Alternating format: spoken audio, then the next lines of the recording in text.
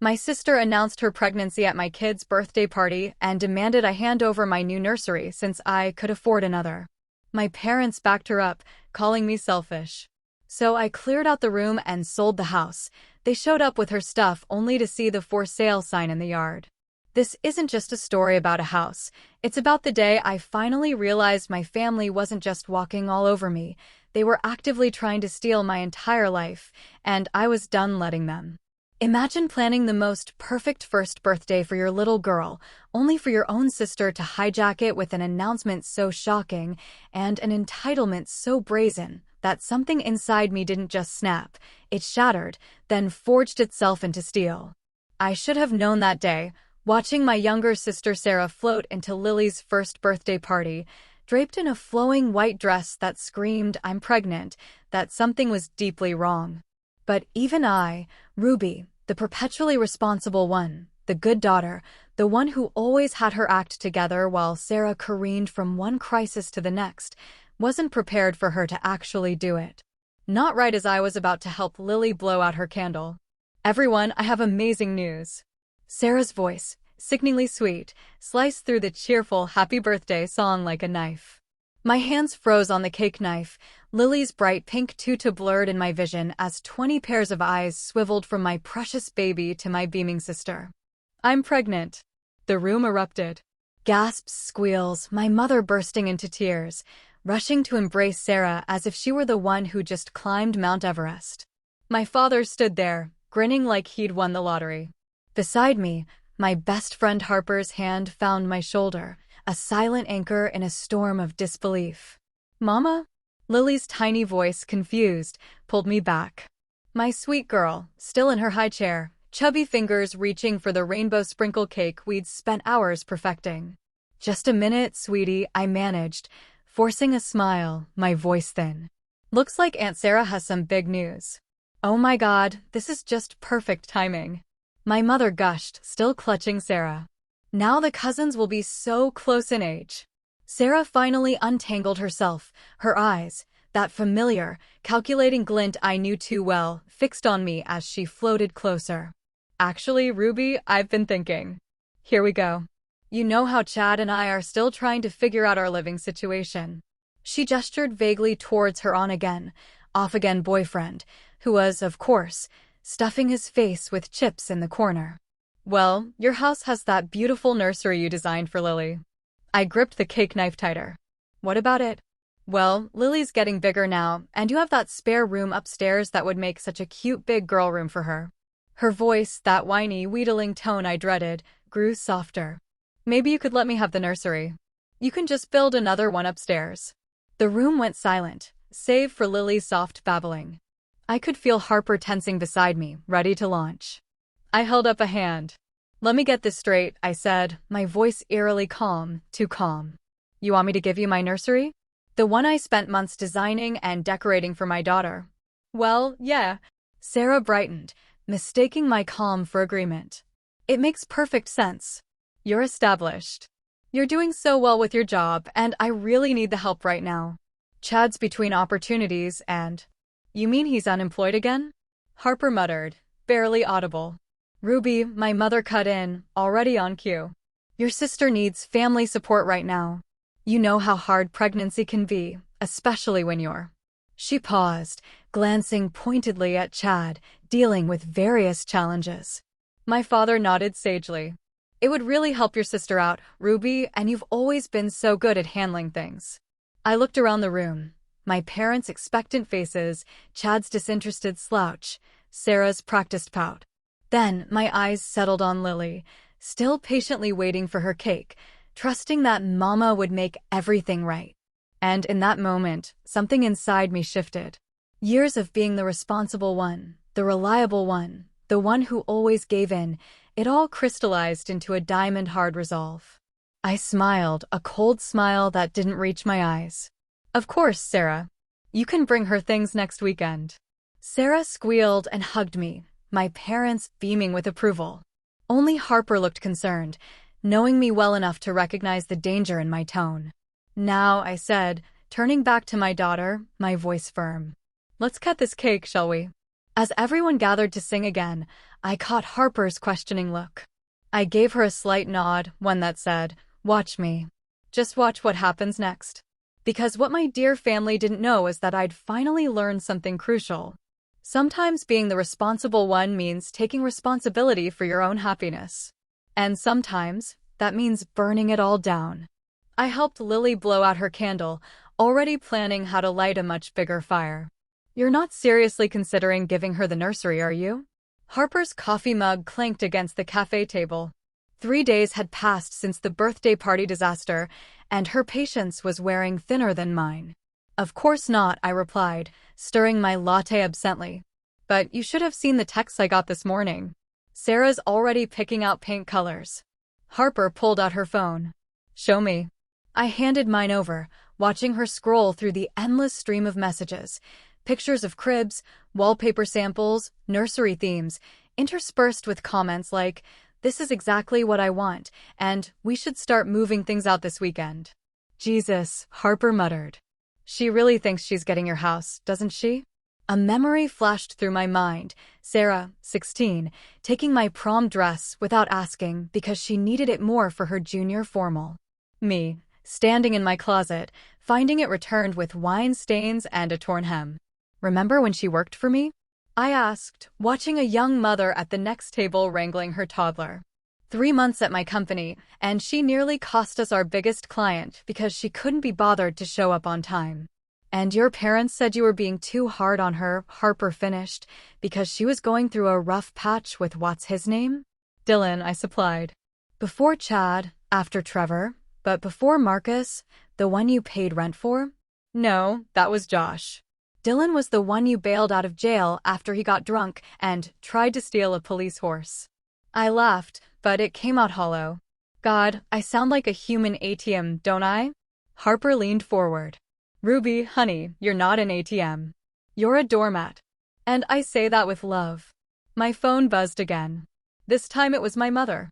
"Sarah's so excited about the nursery. We should all go shopping this weekend. Your father and I can help with the renovation costs for Lily's new room." I showed Harper the message. Her eyes narrowed. "They really think they can just redistribute your house?" "They've been redistributing my life since I was old enough to have something worth taking." The words came out sharper than I intended, years of resentment behind them. When I got my first job at 16, guess who had to share her paychecks? When I got my college acceptance letters, guess who had to defer a year so Sarah could have her dream gap year in Europe, which she quit after 3 weeks, Harper added. "And who paid for the emergency flight home?" I raised my hand like a student answering a question. "This girl." My phone buzzed again. This time, it was a real estate listing from Ivy, my agent. A beautiful 3-bedroom condo across town, newly renovated, with a view of the park. Harper peered at the screen. "What's that about?" I stood up, gathering my things. "That's my next appointment. Want to come see what karma looks like?" 20 minutes later, we stood in an empty living room flooded with natural light. Ivy, clipboard in hand, watched me run my fingers along the smooth quartz countertops in the kitchen. "The sellers are motivated," she said. "They'd consider a quick close if the offer's right." I walked to the smaller bedroom, already picturing Lily's toys scattered across the hardwood floors. It was smaller than her current nursery, but it had a window seat perfect for reading stories. "Ruby," Harper called from the master bedroom.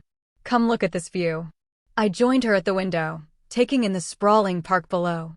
No shared walls with entitled siblings. No space for family to crash indefinitely. Just peace. "What about your house?"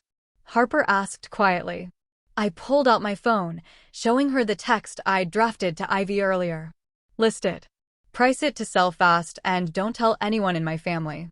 Ivy appeared in the doorway, her professional mask cracking slightly to reveal a smile. "Are we doing this?" I thought about Sarah's white dress, about my daughter's confused face when her special day was hijacked, about 32 years of being the responsible one, the reliable one, the good daughter. "It's go time," I whispered, hitting send on the text. Harper wrapped an arm around my shoulders. "You know they're going to lose their minds, right?" I watched a young couple playing with their dog in the park below, free and happy in their own space. Maybe it's time they learned what it feels like to lose something they thought they were entitled to. Shall I draw up the paperwork? Ivy asked. I nodded, feeling lighter than I had in years. Make it ironclad. No family discounts this time. The nursery looked different in the harsh light of my phone's camera. Each click captured another piece of evidence, proof that this room had been lovingly created for Lily, not commandeered as a gift for Sarah. Ivy had suggested documenting everything before the sale listing went live.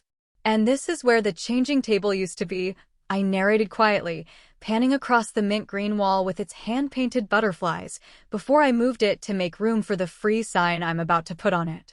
A soft knock at the door made me jump. Ruby, honey, are you home? My mother's voice. Of course.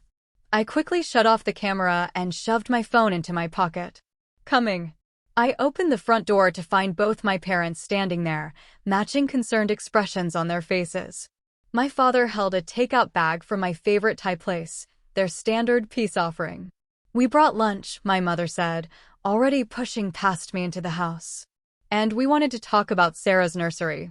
I bit back a correction. Not Sarah's nursery. Never Sarah's nursery. Instead, I smiled. Perfect timing. I was just organizing things upstairs. They followed me to the kitchen, where my mother immediately began unpacking containers of pad thai and green curry. My father settled into his usual chair, the one that would be gone in less than a week. So, my mother started, sliding a container toward me. Sarah's been showing me some lovely ideas for the room. She's thinking of a woodland theme, very gender-neutral since they don't know what they're having yet. I stabbed a piece of chicken with my fork. That sounds nice. We know this is a big change, my father added. But your mother and I have been talking. We'd like to help with the renovation costs for Lily's new room. Make it really special for her. That's so generous, I said, the words tasting like ash in my mouth. But actually, I've been thinking about Sarah's situation. My mother perked up. Oh, you're right. She needs support right now. And this house, well, it has so much space. Too much space, really, for just Lily and me. I watched their faces light up with approval and felt a twisted satisfaction. I've decided to make some changes to help accommodate everyone. Oh, Ruby. My mother reached across the table to squeeze my hand. I knew you'd understand. You've always been so practical. A thump from upstairs made us all look up. Lily, waking from her nap. I'll get her, I said quickly. But my mother was already standing. Let me. I want to see my grandbaby. I listened to her footsteps on the stairs, counting the seconds until she'd reached the nursery. The nursery where half the furniture was already gone, carefully documented and stored in a rental unit across town. The realtor thinks it'll sell within days, I whispered to myself. What was that, honey? My father asked. Nothing. Just thinking out loud about paint samples. My mother's voice drifted down from upstairs. Ruby, where's the rocking chair? Oh, I moved it. I called back, making space for Sarah's things. I heard Lily's happy babbling as my mother brought her downstairs. My daughter took one look at me and announced, "Bye-bye house." My heart stopped. What does she mean? Bye-bye house, my mother asked, settling Lily into her high chair. I forced a laugh. Oh, you know toddlers. She's been saying that to everything lately. Bye-bye spoon. Bye-bye cup. It's her new favorite phrase. My father chuckled, but my mother's eyes narrowed slightly. I busied myself wiping invisible crumbs from the counter. When did you say Sarah could start moving things in? She asked. Next weekend, I replied smoothly. I thought we could make a day of it. Get everyone to help. That's wonderful. My mother's suspicion evaporated. I'll call Sarah right now. She'll be so excited. As she stepped into the living room to make the call, my father leaned in close. You're doing the right thing, Ruby. Family has to stick together. I nodded, thinking of the offer Ivy had texted me this morning. 30,000 over asking price. Cash buyers willing to close in 10 days. My phone buzzed in my pocket. Ivy again. Offer accepted. I glanced at my parents, my mother gushing into her phone, my father contentedly eating his lunch, both so certain of their right to redistribute my life. Both so sure I would never say no. Take it, I typed back. Lily caught my eye from her high chair and grinned. Bye-bye house, she said again, waving her little hand. I smiled back, my heart racing with equal parts guilt and liberation. That's right, baby girl, I whispered.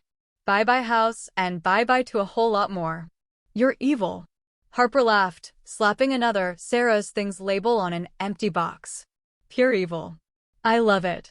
We'd spent the afternoon filling boxes with old newspapers, making them look convincingly heavy. Each one was carefully labeled: Sarah's books, Sarah's winter clothes, Sarah's kitchen stuff. The moving company would be here tomorrow to take my actual belongings to the new condo. But these decoy boxes would stay, completing the illusion that I was making space for my sister. The best part, I said, taping up another box. Sarah texted asking if she could store some things here early. I told her there was plenty of room. Does she have any actual things to store? Nope. But she'll show up with Chad's gaming console and 3 trash bags of laundry, just like last time. Harper snorted. How many times has she temporarily moved in with you? 4. I checked my phone. No. 5. I forgot about the time she got kicked out of that yoga instructor's apartment. The one she was dating while still living with Marcus?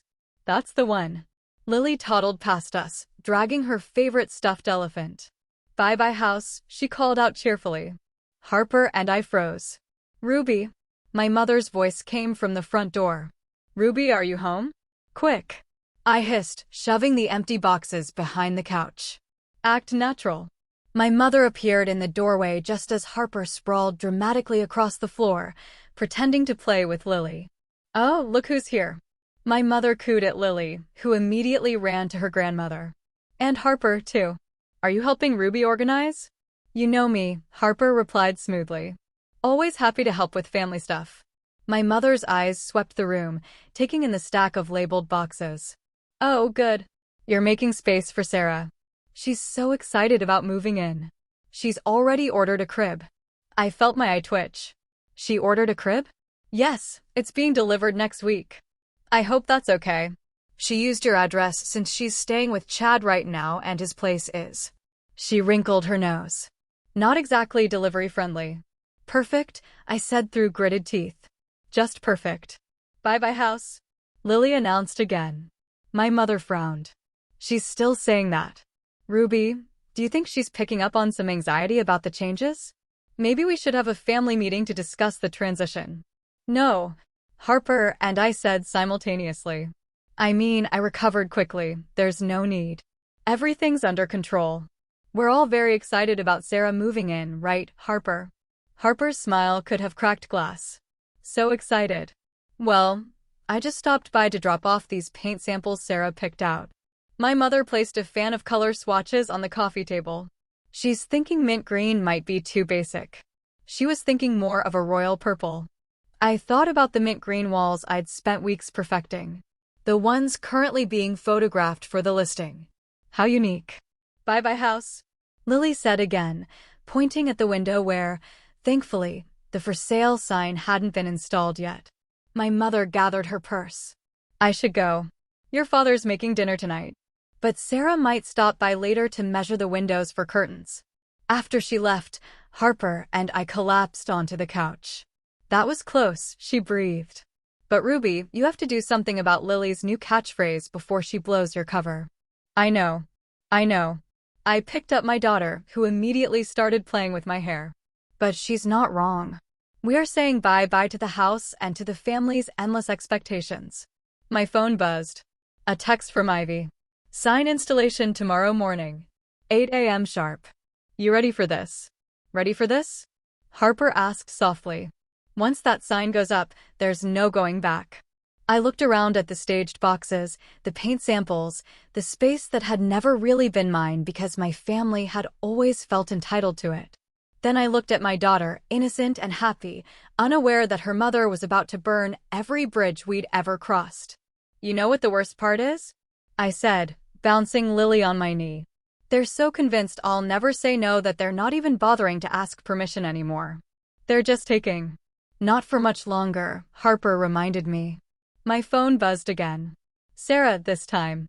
Found the perfect chandelier for my nursery. Ordering it now. You don't mind if they deliver it there next week, right? Love you. I showed Harper the text. She raised an eyebrow. Want me to help you stack more empty boxes? Yes, I said, setting Lily down. And then we're going to practice saying a new phrase. Right, baby girl? Lily looked up at me with her big brown eyes. Bye-bye, house. No, sweetie. This time we're saying, bye-bye, Sarah. I watched through my living room window as Sarah's rented U-Haul truck pulled into my driveway. Right on schedule. My sister sat in the passenger seat, one hand resting on her barely visible baby bump, while Chad attempted a three-point turn that nearly took out my mailbox. My parents' car pulled in right behind them. Ready? Harper whispered from beside me. She'd insisted on being here for moral support, though I suspected it was more for the entertainment value. Almost. I checked my phone. The movers had finished clearing out my actual belongings hours ago. The new condo was ready. Lily was safely at daycare. Everything was in place, just waiting for the perfect moment. Outside, Sarah hopped down from the truck, her face lighting up at the sight of the nursery furniture I'd carefully arranged on the curb with a large free sign. My mother was already heading for the front door, key ring in hand, the key I'd conveniently forgotten to ask her to return months ago. The doorbell rang. Places, I muttered to Harper, who retreated to the kitchen with her phone ready to record. I opened the door to find my entire family on the porch, beaming like they'd just won a prize. We're here, Sarah announced, pushing past me into the house. Chad, grab those boxes by the door. They're labeled for the nursery. Mom, did you bring the paint samples? And Ruby, we need to talk about that chandelier delivery. She stopped dead in her tracks. The entrance hall was completely empty. No boxes, no furniture, no pictures on the walls. Ruby? My mother's voice wavered. What's going on? I smiled sweetly. Oh, did I forget to mention? The house has been sold. The silence that followed was deafening. What? Sarah's voice came out as a squeak. The house is sold? I pointed to the massive for sale sign in the front yard, now sporting a bright red "Sold" sticker across it. Closing is next week. But, Sarah's face went from confusion to rage in record time. You can't sell the house. What about the nursery? What about my baby? Your baby? I laughed, a sharp, cold sound. You mean the baby you're having with your unemployed boyfriend for whom you expected me to give up my daughter's nursery? That baby? Ruby? My father stepped forward, using his reasonable voice. Let's talk about this. You can't just make decisions like this without consulting the family. Actually, I can. It's my house, my name on the deed, my mortgage payments, my decision. Sarah burst into tears, the dramatic, wailing kind she'd perfected since childhood. How could you do this to me? I'm pregnant. Where am I supposed to go? Not my problem. I gestured to the furniture on the curb. But feel free to take the nursery set. Consider it my baby shower gift. My mother grabbed my arm. Ruby, stop this nonsense right now. You're being cruel. Cruel. I pulled away from her grip. Cruel is hijacking my daughter's first birthday party to announce a pregnancy. Cruel is assuming you can just take over my home because Sarah needs another handout. Cruel is never, ever asking what I want or need because you're all too busy taking.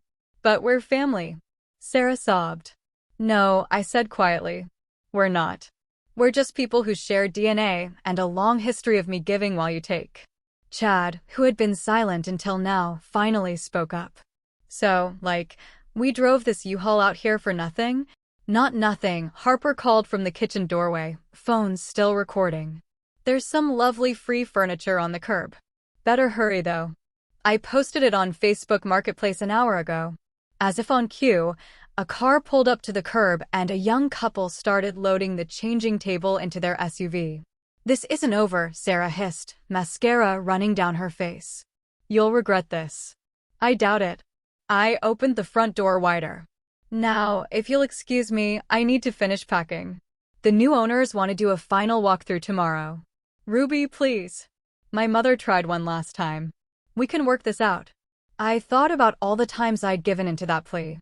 All the times I'd sacrificed my own needs to work things out for Sarah. Not anymore. The house was mine, I said calmly. I sold it. Have a nice move. I closed the door on their shocked faces, listening to Sarah's wails turn to angry screams outside. Through the window, I watched as another car pulled up for the free furniture while my family stood frozen in disbelief. Harper stopped recording and gave me a high five. That was beautiful. It's not over, I said, hearing Sarah kick the U-Haul's tire in frustration. They'll be back. Let them come, Harper grinned. We've got it all on video. Outside, the sold sign gleamed in the afternoon sun, a beacon of my liberation. And somewhere across town, in a peaceful condo overlooking a park, my daughter's new room was waiting. Free of family drama, free of manipulation, and most importantly, free of Sarah. My phone hadn't stopped buzzing for 3 days.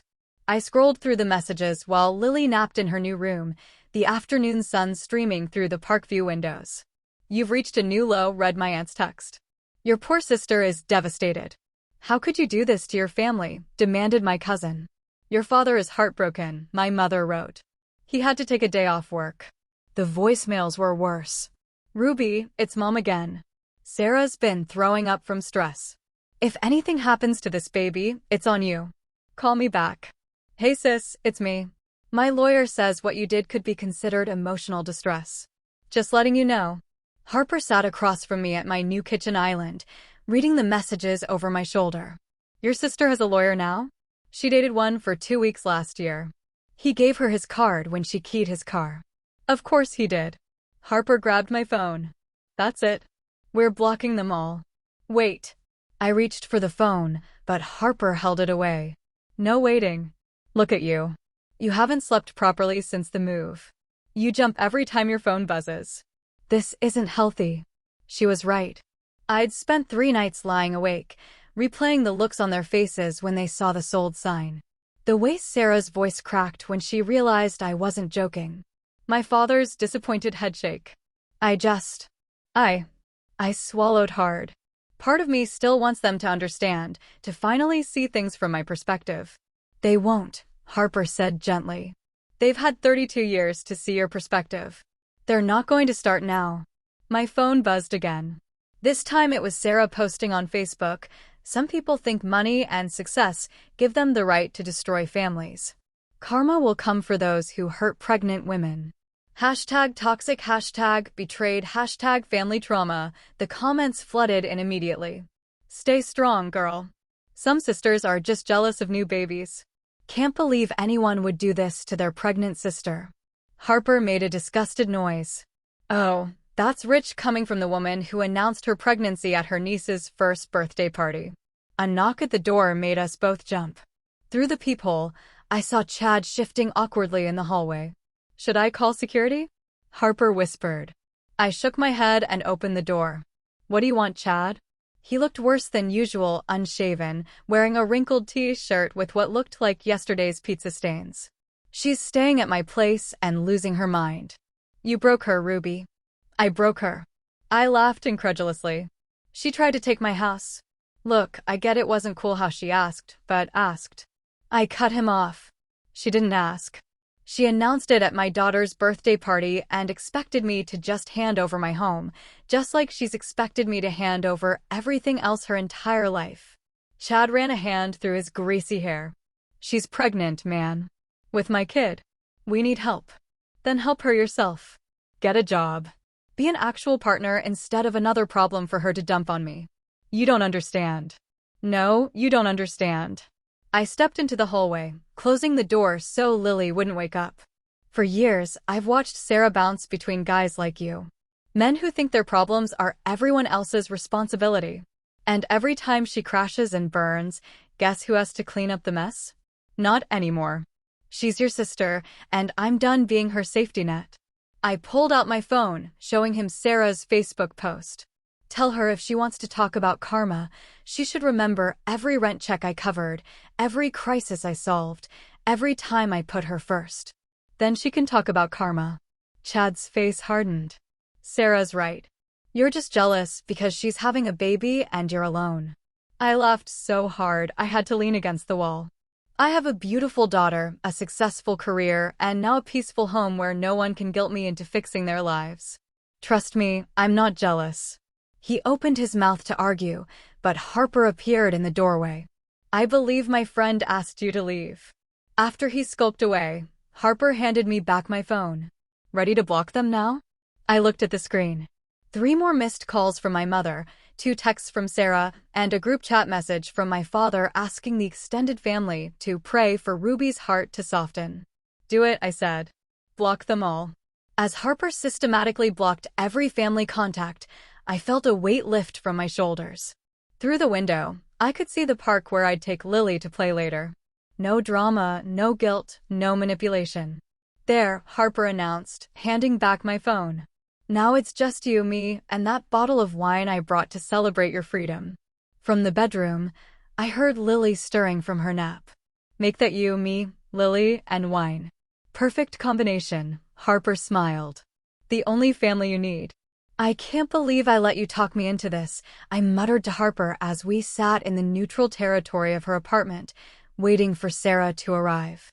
2 weeks had passed since the moving day showdown, and my sister had finally agreed to meet, but only with Harper mediating. She needs to hear it, Harper said, arranging coffee cups on the table. And you need to say it. All of it. The doorbell rang exactly on time, a first for Sarah, who'd never been punctual in her life. When Harper opened the door, my sister walked in looking like she'd dressed for a funeral. Black maternity dress, dark circles under her eyes, one hand protectively over her barely showing stomach. Ruby. Her voice was cold. Sarah, mine was colder. Harper gestured to the couch. Let's all sit down. Coffee, tea? I can't have caffeine, Sarah sniffed. Because of the baby. Not that some people care about that. Water it is, Harper said cheerfully, though I caught her eye roll. We sat in awkward silence until Harper cleared her throat. Sarah, you wanted to talk, so talk. Sarah's lower lip trembled. I just want to understand how you could be so evil. Taking away my baby's future home. Your baby's future home? I interrupted. You mean my house? The one I bought? The one I've been paying for. We're family. Sarah's voice rose. Family helps each other. Like you helped me when Lily was born. I leaned forward. Oh wait. You didn't. You were too busy backpacking through Thailand with what's his name. That's not fair. I was finding myself. While I was changing diapers and working 60-hour weeks alone. Sarah's face crumpled. I'm trying to do better now. I want to be a good mom like you. I thought you'd help me by giving you my house, by sharing, by being a sister. Tears spilled down her cheeks. But you're just selfish and bitter and selfish. I stood up so fast my coffee cup rattled. Let's talk about selfish, Sarah. Let's talk about the time you maxed out my credit card buying festival tickets. Or when you borrowed my car and got 3 parking tickets you never paid. Or how about when you got fired from the job I got you because you were too hungover to show up? I was going through things. You're always going through things, and I'm always expected to fix them. I was shouting now. Years of suppressed rage finally breaking free.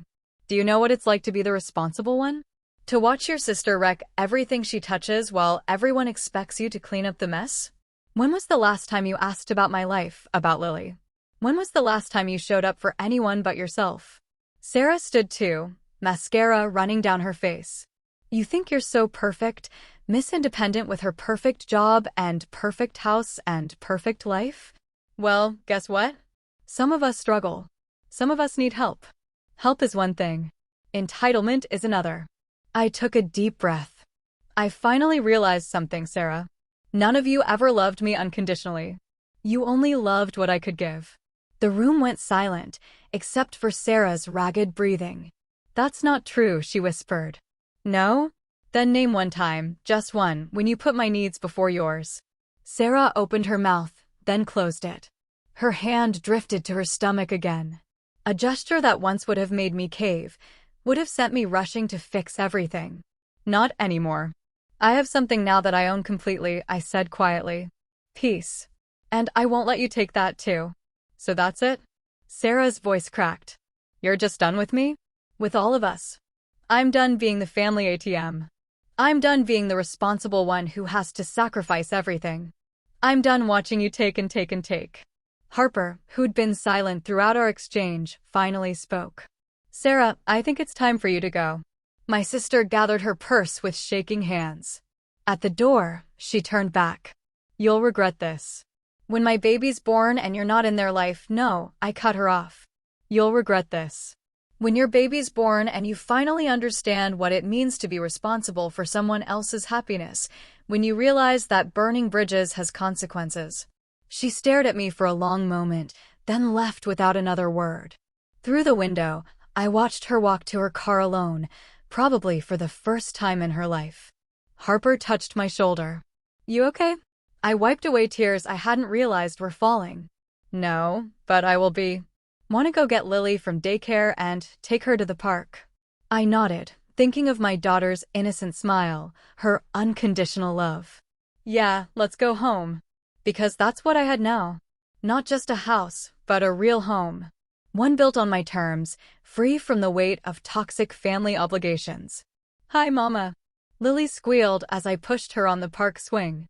The autumn breeze carried the sound of her laughter across the playground, mixing with the rustle of falling leaves. My phone buzzed in my pocket, probably another blocked message from my family. They'd taken to creating new accounts just to tell me how cruel I was. I'd gotten good at blocking those too. Ruby. A familiar voice made me turn. Sarah stood at the edge of the playground, her pregnancy now clearly visible under a loose sweater. She looked different, tired, but somehow more real than I'd ever seen her. I slowed Lily's swing. What are you doing here? I live nearby now, actually. She gestured to a small apartment building across from the park. Chad and I broke up. I got a job at the coffee shop downstairs. That explained why she looked different. She was wearing a barista's apron instead of her usual designer clothes. You're working. I couldn't keep the surprise from my voice. Yeah. She smiled weakly. Turns out when you can't rely on someone else to fix everything, you have to fix it yourself. Lily pointed at Sarah's belly. Baby? That's right, sweetie, Sarah said softly. Your cousin's in there. I helped Lily out of the swing. Why are you here, Sarah? I had my first ultrasound yesterday. She pulled a grainy black and white photo from her apron pocket. It's a girl. And it made me think about Mom, about how she always played us against each other, about how I let her do it because it was easier than growing up. I sat on the empty swing, pushing myself slightly with one foot while Lily played in the sand nearby. Did Mom send you? No, she doesn't know I'm here. She's still on Sarah's side. She caught herself. She's still Mom, but I'm trying not to be, well. Me? What does that mean? It means I'm sorry. The words came out in a rush. Not just for the house thing, for everything. For being the hurricane that blew through your life, expecting you to rebuild everything I destroyed. I studied her face, looking for the manipulation I'd grown so used to seeing. Instead, I found something new. Accountability. The thing is, she continued, when Chad left and Mom started talking about me moving back home, I realized I was about to do to my daughter what Mom did to us. Make her part of this cycle of dependency, of never growing up. So, you got a job instead and an apartment. It's tiny and the elevator doesn't work, and I have to make coffee for rude people at 6 a.m. But she straightened her apron, a newfound pride in her posture. But it's mine. I did it myself. Lily ran over with a handful of sand, proudly showing it to both of us before letting it slip through her fingers. I'm not asking for anything, Sarah said quickly. I want my daughter to know her cousin, to know what strength looks like. Because that's what you are, Ruby. Strong, not cruel like Mom says. Strong. I watched Lily playing, thinking about all the times I'd wished for this, for Sarah to finally see me. Really see me. There's a coffee shop near my condo, too, I said finally. Are they treating you better at yours? Sarah laughed. A real laugh, not her usual practice giggle. The tips are decent, and my manager says I'm getting better at not burning the lattes. Lily and I usually get hot chocolate there on Sunday mornings, around 9 o'clock. She caught her breath. Yeah. And sometimes we feed the ducks after, when we're not too busy. I'd like that. She wiped her eyes. God, these pregnancy hormones are killer. Tell me about it, I said, a small smile forming on my own lips. I cried at a paper towel commercial when I was pregnant with Lily. We shared a smile. Small, tentative, but real. I should get back to work, Sarah said, adjusting her apron. But Sunday? I nodded. Sunday. As she walked away, Lily waved. Bye-bye, baby. You know what, sweetie? I scooped her up, breathing in her baby shampoo smell. I think we just said hello instead. That evening, as I tucked Lily into bed in our cozy condo, I thought about karma. Everyone had expected it to look like revenge, like my family getting what they deserved. Instead, it looked like Sarah in an apron, learning to stand on her own, like me, learning to set boundaries without burning every bridge. Sometimes karma isn't about monsters getting punished. Sometimes it's about people finally facing themselves in the mirror. I kissed Lily's forehead and whispered, "Sweet dreams, baby girl." Because that's what I'd really bought when I sold that house. Not just peace, but the chance for a new story. One where strength didn't mean carrying everyone else's burdens and family didn't mean sacrificing yourself. One where bye-bye house meant hello to something better.